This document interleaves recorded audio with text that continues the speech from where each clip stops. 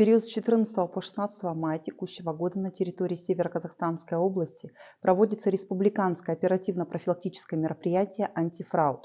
Целями и задачами мероприятия являются выявление, пресечение и раскрытие преступлений в сфере информатизации и связи, а также раскрытие ранее совершенных интернет-краж и интернет-мошенничеств.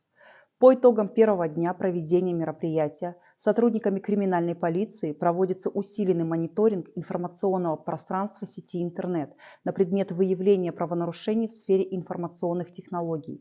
В ходе проведенных мероприятий раскрыто 6 преступлений, из которых 5 интернет-мошенничеств и 1 интернет-кража. Установлен и задержан 28-летний житель города Петропавловск по подозрению в совершении 2 фактов интернет-мошенничеств. В настоящее время проводится проверка его причастия к совершению аналогичных преступлений. Сотрудниками полиции при поддержке Управления внутренней политики Северо-Казахстанской области с целью повышения финансовой грамотности населения осуществлена съемка и публикация документального фильма «Путь обмана», в котором разъяснены основные схемы интернет-мошенничеств, а также как не стать соучастником преступления при поиске работы в социальных сетях.